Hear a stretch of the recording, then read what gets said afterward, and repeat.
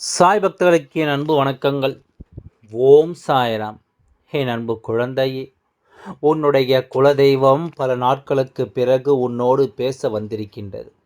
பேச வந்ததும் சாதாரணமாக பேசவில்லை. உன்னிடத்தில் இந்த விஷயத்தை சொல்லிவிட வேண்டும் என்று அவர்கள் துடித்து கொண்டிருக்கின்றார்கள். காலில் வெந்நீர் ஊற்றியது போல கொதித்து கொண்டிருக்கின்றார்கள். இது உன்னுடைய வாழ்க்கை சம்பந்தமான விஷயம் என்பதனால் உடனடியாக உன்னிடத்தில் சொல்லிவிட வேண்டும் என்பது உன் குலதெய்வத்தினுடைய எண்ணமாக இருக்கின்றது. என் அன்பு குழந்தையே, உன்னுடைய குலதெய்வம் இந்த சாயப்பாவாக இருக்கும் பட்சத்தில் நான் தான் அது என்பதனை புரிந்து கொள்ள வேண்டும். வேறு குலதெய்வம் இருக்கின்றவர்களும் நான் சொல்ல வந்த விஷயத்தை உன் குலதெய்வ வாக்காக நீ பெற்றுக்கொள்ள வேண்டும். அவர்கள் உன்னிடத்தில் சொல்ல நினைக்கின்ற விஷயத்தை என் மூலமாக உனக்கு தெரியப்படுத்த என்ன என்றார். யார் குலதெய்வமாக இருந்தால் என்ன?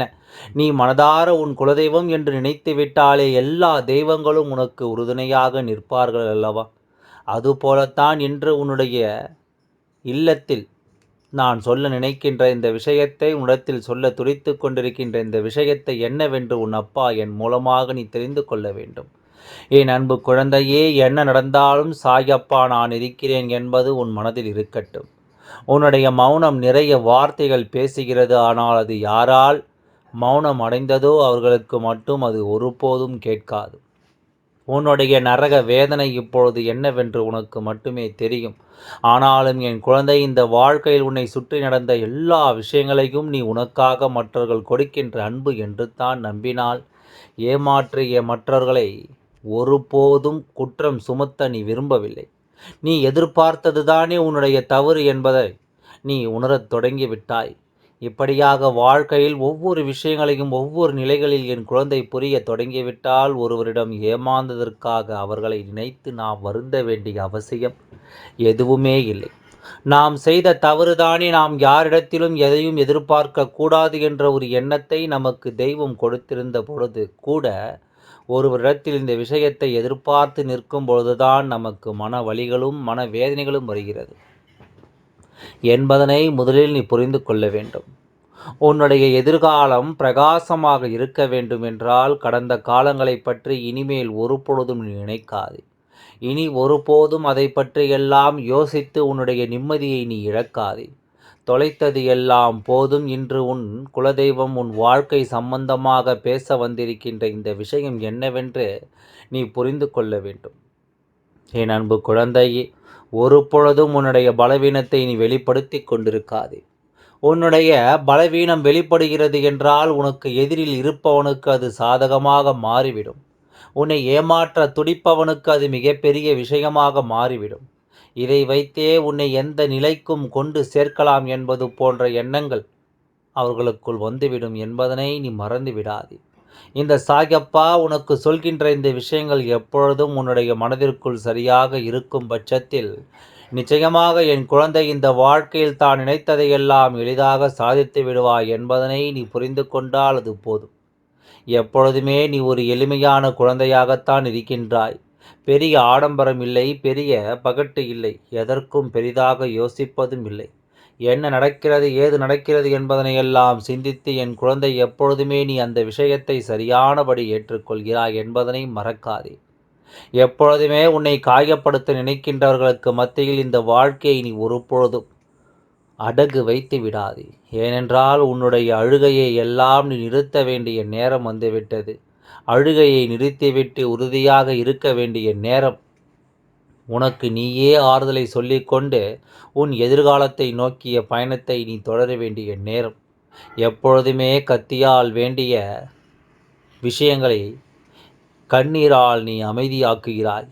இப்படி நீ அமைதியாக்கும் பொழுது உனக்குள் மனபாரம் என்பது அதிகரித்து கொண்டே இருக்கும். உண்மையாக நினைத்த ஒரு உறவு வாழ்க்கையில் சொல்லியது எல்லாம் பொய் என்று தெரியும் பொழுது அது நிச்சயமாக உனக்கு எந்த அளவிற்கு மன அழுத்தத்தை கொடுக்கும் என்பது என்னால் புரிந்து கொள்ள முடிகிறது. இதுதான் நம் வாழ்க்கையின் கடைசி, இதுதான் நம் வாழ்க்கைக்கு எப்பொழுதும் சிறப்பு என்று நீ உணர்ந்த ஒரு விஷயம் தேவையற்றதாக மாறும் பொழுது நிச்சயமாக என் குழந்தைக்கு அது எப்படிப்பட்ட உணர்வை கொடுக்கும் என்பதனை என்னால் புரிந்து கொள்ள முடிகின்றது. வாழ்க்கையில் எது முக்கியம் என்று நீ யோசிக்கின்ற அளவிற்கு மிகப்பெரிய இன்னல்களை நீ சந்தித்து விட்டாய். தேவையான வேதனை தருணங்கள் எல்லாம் இனி உனக்கு பலத்தை கொடுக்க வேண்டுமே தவிர ஒருபோதும் உனக்கு வேதனைகளை கொடுக்கக்கூடாது. உன்னை காயப்படுத்த அவர்களுக்கு ஒரு வாய்ப்பு கிடைத்திருக்கிறது. அந்த வாய்ப்பினை பயன்படுத்தி விட்டார்கள் என்பதுதான் உண்மை. அந்த வாய்ப்பை பயன்படுத்தி கொண்டு உன்னை எந்த அளவிற்கு காயப்படுத்த வேண்டுமோ அந்த அளவிற்கு அவர்கள் காயப்படுத்தி விட்டார்கள் என்பதுதான் உண்மை. அந்த நொடியிலேயே உனக்கு தெரிய வேண்டாமா? இது போன்ற ஏமாற்றங்கள் எல்லாம் இந்த வாழ்க்கையில் உன்னை தொடர்ந்து வருவதற்கு என்ன காரணம்? இது போன்ற விஷயங்கள் எல்லாம் இந்த வாழ்க்கையில் உன்னை தொடர்வதற்கு ஏது காரணம் என்பதனை நீ புரிந்து கொள்ள வேண்டும் அல்லவா? உன்னோடு நான் இருக்கின்ற இந்த நேரங்களை எல்லாம் சரியாக புரிந்து உனக்காக நான் கொடுக்கின்ற இந்த உண்மைகளை எல்லாம் என்னவென்று தெரிந்து எப்பொழுதும் என் குழந்தை நீ பேரானந்தப்பட வேண்டும் என்பதனை மறந்து விடாதே. நீ எப்பொழுது உன் கண்ணீரை துடைத்து கொண்டு எழுந்து நிற்கின்றாயோ அப்பொழுதே அத்தனையும் மறந்துவிட்டு புதிதான ஒரு விஷயத்தை தேடி உன்னுடைய பயணம் தொடங்கிவிட்டது என்பதனை நீ புரிந்து கொள்ள வேண்டும். அழுது முடிந்தால் அதிலிருந்து ஒரு தெளிவு பிறக்கும் என்றால் நிச்சயமாக நீ அழுவதில் தவறில்லை. ஆனால் அழுது முடித்த பிறகும் மேலும் மேலும் ஒரு குழப்பத்திற்குள் நீ சிக்கி தவிக்கக்கூடாது. அப்படி நீ சிக்கி தவிக்கும் பொழுது இந்த வாழ்க்கை உனக்கு மிகப்பெரிய வேதனைகளை கொடுக்கும் என்பதனை நீ நிச்சயமாக மறந்து விடாதே. ஒருவர் மனம் மாறியது கூட வலிக்காது. ஆனால் இத்தனை காலம் இவர்கள் இந்த எண்ணத்தோடு தான் இருந்தார்கள் என்று நினைக்கும் பொழுது அது அதிக வேதனையை ஒருவருக்கு கொடுக்கும். சரி, இப்பொழுதாவது இவர்களை பற்றி தெரிந்து கொள்வதற்கான ஒரு வாய்ப்பு கிடைத்ததே என்று நினைத்து சந்தோஷப்படு. எப்பொழுதும் இனி உன்னை அவர்கள் உணர முடியாது. உன்னை போல ஒருவரை அவர்கள் இந்த வாழ்க்கையில் பெறவும் முடியாது. நிச்சயமாக என் குழந்தை, இது போன்ற ஒரு மனிதர் இந்த வாழ்க்கையில் தேவையில்லை என்று உதறி தள்ளிவிட்டு உன்னுடைய வெற்றிக்கான பாதையை நோக்கி நீ பயணிக்க தொடங்க வேண்டும். வாழ்க்கை பல அதிசயங்கள் நடத்தும். அதுபோலத்தான் இதுவும் உன்னால் நினைத்து பார்க்க முடியாத அளவிற்கு பல மனிதர்களை உன் வாழ்க்கையில் அடையாளப்படுத்தி அவர்களிடத்திலிருந்து பல விஷயங்களை உனக்கு என்னவென்று எடுத்துச் சொல்லும் என்பதனை நீ மறந்து விடாதே. என்ன நடக்கும் ஏது நடக்கும் என்பதனை நீ உணர வேண்டிய நேரமல்லவா? இனி நடக்கக்கூடிய நல்ல விஷயங்களை எல்லாம் என் குழந்தை என்றும் என்றென்றும் சரியாக புரிந்து கொள்ள வேண்டும். உன் குலதெய்வம் இடத்தில் சொல்ல துடித்து கொண்டிருப்பது என்ன தெரியுமா? வாழ்க்கையின் ஏமாற்றம் வரத்தான் செய்யும். இந்த ஏமாற்றத்திற்காக ஒருபொழுதும் நீ உன்னுடைய வாழ்க்கையை முடித்து கொள்ளக்கூடாது. இதற்காக ஒருபொழுதும் உன் வாழ்க்கையில் வருகின்ற சந்தோஷங்களை நீ இழந்துவிடக் கூடாது என்றார்கள் சொல்கின்றார்கள். என் அன்பு குழந்தையே, இந்த வாழ்க்கை துணை என்ற ஒன்று இதுவரையிலும் இல்லாதவர்களுக்கு இப்போது வாழ்க்கை துணை இருக்கின்ற குழந்தைகளுக்கு என்ன சொல்ல நினைக்கிறார்கள் தெரியுமா? இவர்கள் நம் வாழ்க்கை துணை நமக்கு ஒருபோதும் இவர்கள் துரோகம் செய்ய மாட்டார்கள் என்பதனை கண்மூடித்தனமாக நம்பிவிடாதே என்று சொல்கின்றார்கள். ஏன் தெரியுமா? ஒரு சில காயங்களையும் வலிகளையும் வேதனைகளையும் அவர்கள் கொடுக்கும் பொழுது அதை நிச்சயமாக தாங்கிக் கொள்ள முடியாது. அதை நிச்சயமாக உன்னால் ஒருபொழுதும் ஏற்றுக்கொள்ள முடியாது. என்ன வேண்டுமானாலும் சரி, ஏது வேண்டுமானாலும் சரி, இந்த வாழ்க்கை உனக்கு தரக்கூடிய அத்தனை விஷயங்களிலும் உனக்கு சந்தோஷத்தை தெய்வம் ஒளித்து வைத்திருக்கிறது என்பதனை மறந்துவிடக்கூடாது.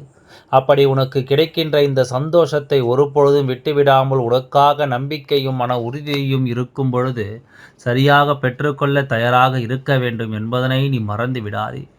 தெய்வமே கதி என்று இருப்போருக்கு வாழ்க்கையில் என்றும் இன்பம்தான். வினையின் காரணமாக வருகின்ற துன்பங்கள் எதுவானாலும் நிச்சயமாக நடுநிலையாக வாழ்க்கையில் எதையும் எதிர்கொள்ள வேண்டும். அப்படி இருந்தால் மட்டும்தான் வருகின்ற துன்பங்கள் எல்லாம் இல்லாமல் போகும். உன்னுடைய துணை உனக்கானவர்கள். இவர்கள் உன்னை ஒருபோதும் ஏமாற்றிவிட மாட்டார்கள் என்பது உன்னுடைய எண்ணமாக இருக்கலாம். ஆனால் வாழ்க்கை சில சமயங்களில் நல்லவர்களுக்குத்தான் சில தவறான பாதைகளை காண்பித்து கொடுத்து அவர்களை தவறான வழியில் அழைத்துச் சென்றுவிடும். அதனால் இப்பொழுது நடக்கின்ற சூழ்நிலைகளை பொறுத்து பார்த்தால் உன்னுடைய துணை நடவடிக்கைகளில் ஏதோ ஒரு மாற்றம் தெரிவது குலதெய்வம் கண்டிருக்கின்றது. இவர்களுடைய நடவடிக்கைகளில் ஏற்பட்டிருக்கின்ற இந்த மாற்றத்தை என்னவென்று உணர்ந்து உடனே அதனை சரி செய்ய வேண்டும். அவர்களுக்கு உறுதுணையாக நீ இருக்க வேண்டும். அவர்கள் செல்கின்ற விஷயங்கள், அவர்கள் நடத்துகின்ற விஷயங்கள் எல்லாம் என்னவென்று உனக்கு சற்றென்று புரிந்து கொள்ள முடியாமல் போய்விடும். அதனால் எதையுமே சரியாக புரிந்து கொள்ள நீ தயாராக இரு. உனக்கு வருகின்ற எல்லா உண்மைகளையும் நீ நிச்சயமாக என்னவென்று தெரிந்து கொள்ள தயாராக நான் இருக்கிறேன் என்பது உனக்கு தெரியும் பொழுது இனி இந்த வாழ்க்கையில் எந்த விஷயங்களும் உனக்கு நன்மைகளை நிறைவாக கொடுக்க வேண்டும். அதனால் உன்னை சுற்றி வருகின்ற சில உண்மைகளை நீ இன்றே தெரிந்து கொள்ள வேண்டும் என்பதனை மறந்து விடாதே. உன்னோடு உன் தெய்வம் இருக்கின்றது. வாழ்க்கை எப்பொழுதும் உனக்கு நன்றாக இருக்க வேண்டும் என்ற எண்ணம் கொண்டு உன்னை சுற்றி வருகின்றது. இதுவரையிலும் நீ தொலைத்தது எல்லாம் போதும். இனிமேல் தொலைப்பதற்கென்று இங்கு எதுவுமே கிடையாது. இந்த வாழ்க்கை உனக்கு தருகின்ற விஷயங்களை நீ மன உறுதியோடு பெற்றுக்கொண்டால் போதும். எப்பொழுதும் இந்த சாயப்பா முன்னின்று உனக்கு எல்லா விஷயங்களையும் நடத்தி தருவேன். வாழ்க்கை துணை என்பது நம்மோடு இறுதி வரை பயணிக்கக்கூடியவர்கள் என்ற எண்ணம் இருந்தால் எப்பொழுதும் அவர்களுக்கு ஏற்படுகின்ற ஒவ்வொரு சூழ்நிலையிலும் உடனிருந்து அவர்களுக்கு நீ கை கொடுப்பாய் என்கின்ற ஒரு நம்பிக்கையை கொடுக்க வேண்டும். நமக்கு ஒரு கஷ்டம் வந்தால் அதை இவர்களிடத்தில் சொன்னால் அந்த கஷ்டத்தை இவர்கள் 2 மடங்காக்கி விடுவார்கள் என்ற எண்ணம் அவர்களுக்குள் வரக்கூடாது. மாறாக இதை இவர்களிடத்தில் சொன்னால் நமக்கு தீர்வு கிடைக்கும் என்பதுதான் அவர்களின் நம்பிக்கையாக இருக்க வேண்டும். எல்லாம் நல்லபடியாகவே நடந்து முடியும். ஓம் சாய்ராம். நன்றி, வணக்கம்.